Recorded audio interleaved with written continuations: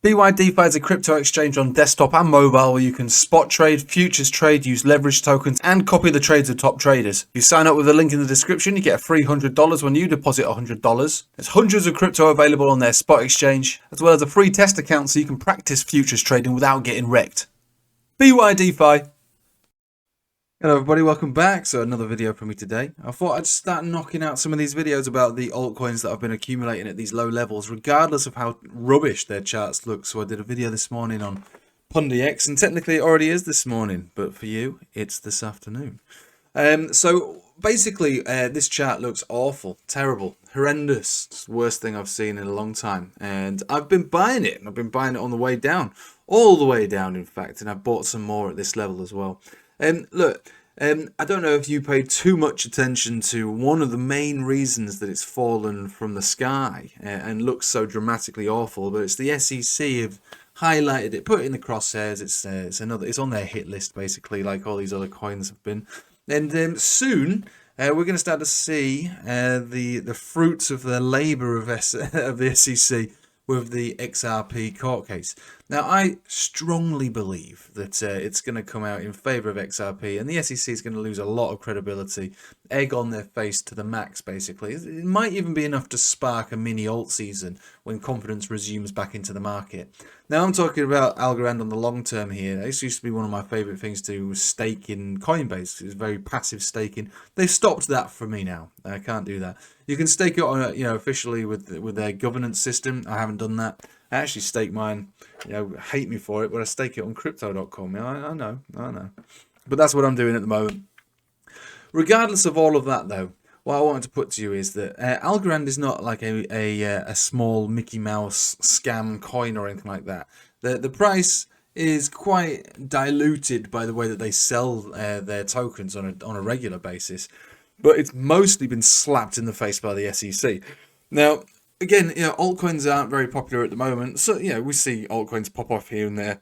Usually the smaller cap ones that enjoy a bit of liquidity pumping into the order books. Algorand's not really going to benefit from that sort of thing because it's quite a large cap coin, really. I think it's in the top 20 at least, with a very large market cap already. So what we're looking for is to buy this for the long haul, for it to potentially and probably most likely work its way back up to the top of this range, its previous local high on a candle body basis of around $2.40, give or take. So if that is the case, then we expect to see something along those lines. The move would be around about 1600%. That's not bad, 16x just to get to that level from where we are right now, right? Roughly give or take. Now, I would expect that this would probably move beyond that, just based around what it is that Algorand do, and they got like a jack of all trades. If you want NFTs, you can run through there. Do music NFTs. I think they partnered with Napster. You can believe that. And they did the whole World Cup NFT sort of stuff. They're also a front runner to the CBDCs, which is again, love it or hate it, most likely a part of our children's future. And Algorand are trying to muscle in as one of the more competent CBDC contenders.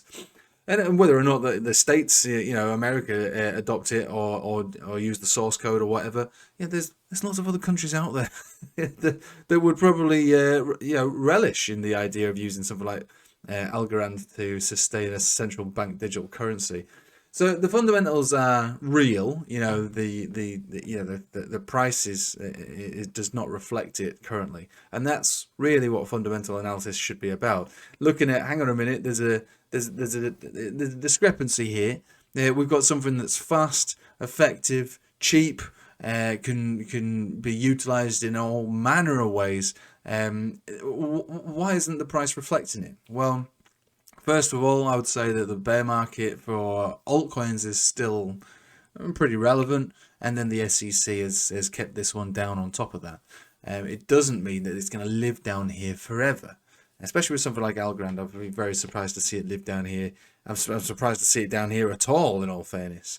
So on a technical basis, looks pretty awful. And again, we're not really applying technicals to this as such. Not in the short term. Over the longer term, we can certainly apply technicals to it. But that's why we've hit this. Got this target and beyond. Now, previously in the last bear market, or should we even call it a bear market? Technically, it was a bull market, but the last bear market for Algorand, well, I mean, in all fairness, this was all part of the bull market, so it has its own sort of, I suppose, what do you want to call it, disassociation with the way that the market works. But yeah, the bull market was already in full swing as we saw Algorand come crashing down and living more or less quite low for a long period of time. And then it had these big waves up. Reminds me actually of how XRP behaves. And if that's the case, then we've got ourselves something that could at least diversify our portfolio a little. If you're looking to buy into this for the long haul, that's a good thing about charts which don't generally follow the overall market, that do have their own swings and their own moves counter to the market. They don't all follow Bitcoin or Ethereum or just generally the market as one. So I'm emphasizing the fact that I've bought a significant amount of this, probably the one of the altcoins which I have the most of and continue to buy because I believe it's going to work out. And I actually believe it's going to go beyond this area. I think it's going to work out dramatically, but it's hard to try and put that across and convey that to most people when they see a chart that looks like this. But that is the point, isn't it, really? If you want to get the good gains, if you want to get a good position in something for the long haul, then you really do have to buy the blood. It's like I always talk about when I bought XRP when it was a few cents. At the time it felt like a silly thing to do, but 2 years later I did 100x. Same thing applied to Matic. Bought loads of Matic, when it was between 1 and 2 cents. We saw these big runs up and then big catastrophic collapses in its price, everyone calling it a scam or asking for their money back from the CEO.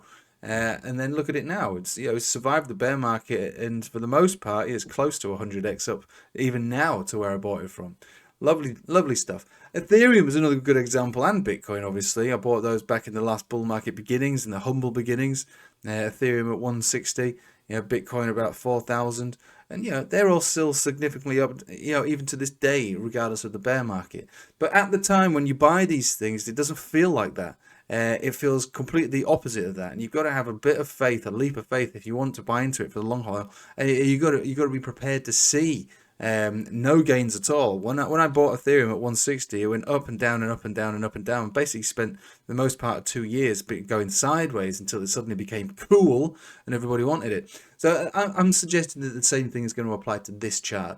This isn't, Pepe, or this isn't, I don't know, furry-faced Elon Doge Moon Mars, token or whatever it is. Those things will go up and down. They generally have no value. But this one ought to reflect its value at some point soon. We've already recognized that it's a competent blockchain with a variety of utility to it. So there's no reason why this wouldn't reflect in its value over time anyway. But right now it hasn't, and that's a good thing. If you're looking to buy into it, and you're looking to buy into it for the long haul, you buy into it when it's low, and it is considerably low, considering where it's been in the past, which is more or less here, and where it is right now, which I believe is significantly oversold, and an absolute steal to be picking this up. In the teens, it's unbelievably cheap, and something that I'm pretty sure you won't regret when we find our way into 2025, when we see these big swings and moves back up and probably into a new all-time high. But you can simply just target the previous local high based on a candle body basis on the weekly, which is roughly around $2.30 to $2.40. Look, it's your call. You do what you want. I'm just putting it out there. I'm going to make several videos about these long-term altcoins that I'm picking them up and why. And a lot of them look like this, in all fairness. A lot of them look horrendous and terrible, but there's a reason I buy them. It's not just for a laugh. It's not just for fun. It is because I'm able to, and I'm not in any massive rush to realize these gains. Buying for the long haul is one strategy. I do plenty of trading as well on the short term to keep the wolf from the door and feed the kids, But I strongly believe that this is going to work out. But the technicals right now don't really reflect what I think that the fundamentals do. But anyway, I'm going to leave it with you there. Hopefully that has been in some way useful to you. Don't make any decisions based on what I've said, but have a good think about everything that you do before you do it. It's your call whether or not you want to throw some money into something like this, especially when the chart looks so awful. But sometimes charts don't reflect the real value. And I'm not a fundamental analysis, but I do recognize that on the occasions that I get it right, it is significantly right. Right, thanks for watching. Hope you have a nice day. Take it easy.